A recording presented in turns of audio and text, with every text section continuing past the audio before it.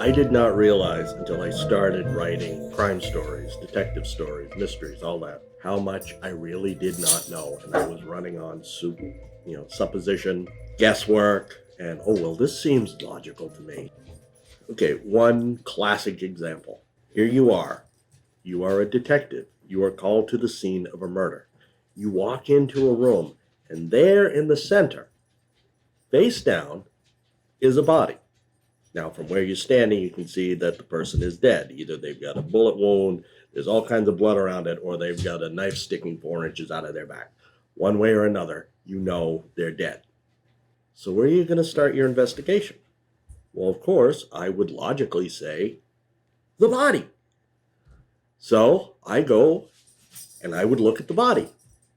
Well, attending Writers Police Academy, where you talk with forensic specialists, where you learn forensic techniques, where you even get to try some really cool stuff, they said that was a rookie mistake that every rookie writer does, and just don't do that. The body is the last place you're going to look. Why? They're not going anywhere. On the other hand, there's all kinds of evidence that could be lost with people coming into and out of the room. So what you do is, from where you are, you start investigating the edge, going clockwise, shall we say, working your way in to the body. That way you've seen everything in its pretty much pristine condition. Nobody else is allowed in until you've finished what you're doing. Then you examine the body. Then they take the body away.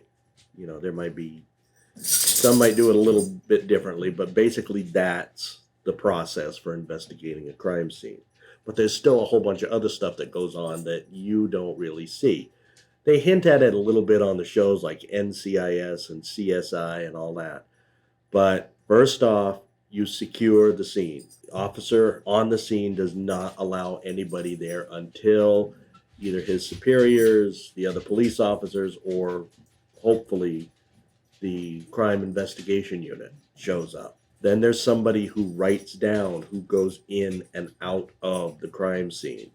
Unless you have a reason to be there, you are not going to be there. And by reason to be there, you have to be somebody involved with the investigation. Newspaper reporters cannot go onto a crime scene. The family cannot go onto a crime scene unless the police bring them in for whatever reason, maybe to identify or whatnot.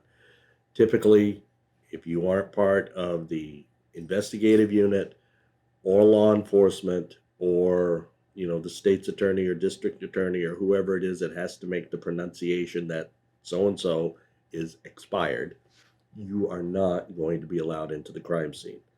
But even still, they have to have a complete log, so if anything strange shows up in their forensic science investigation, they can go back and say, okay, these were the ones that were here. Typically, they will need to get fingerprints from the investigator or the ones that were on the scene. After that, everybody shows up. You have white gloves, rubber gloves, something. So any way that you are not going to contaminate the crime scene by bringing something in or taking something out. It has to be as close to the moment the crime happened as is humanly possible.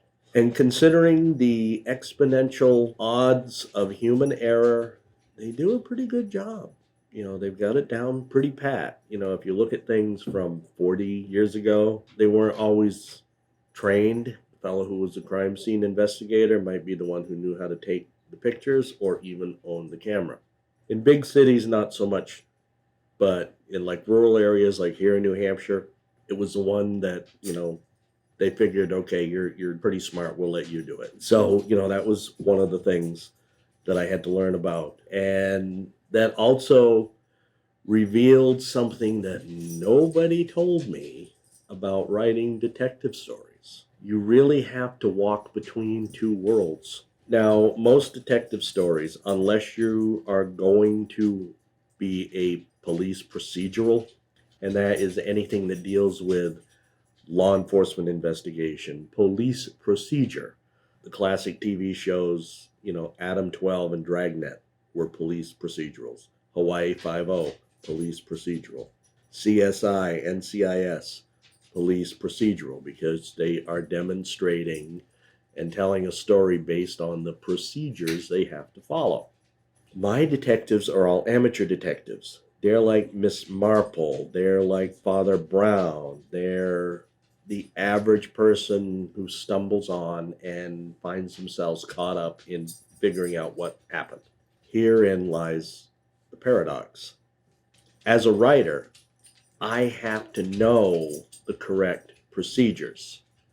How a crime scene is going to be investigated, what you're going to look for, where you're going to find the evidence, where you're not going to find the evidence, what type of evidence you are likely to find, what type you will probably not find. I have to know all the details, and then I have to turn around and I have to tell the story to people who do not care about the details. But at the same time, if my details are not there, my story falls flat.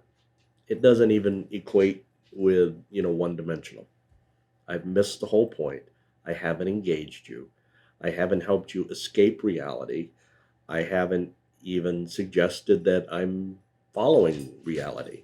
That's kind of been what learning forensic science has taught me.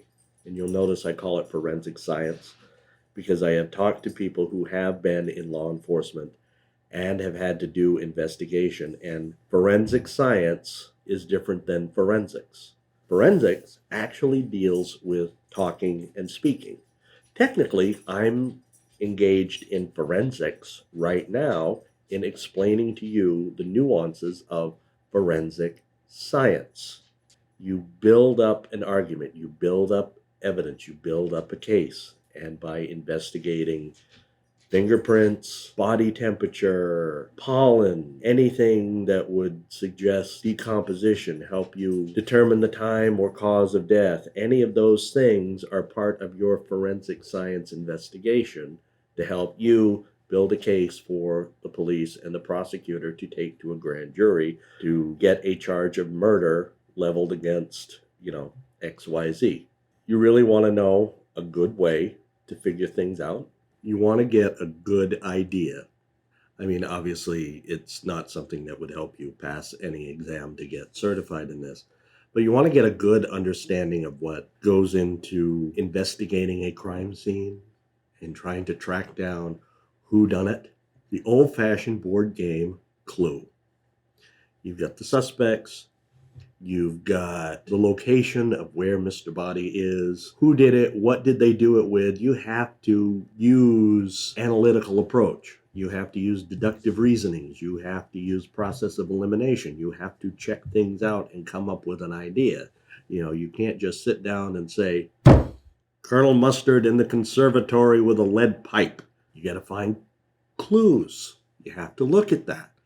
And so, obviously it is very elementary, and it's about as close to what an actual crime scene would be as the game operation is to a real operation, but it would still give you an idea of what you'd be going through. Even those, murder mystery dinners, people will put together those kind of, parties, cookouts, whatever. That is a great way to kind of figure it all out and have a little bit of fun while you're doing it. So I suppose, other than sitting back and enjoying whatever macabre little things authors like I come up with to entertain you with, those would be pretty cool. Much better than the real thing.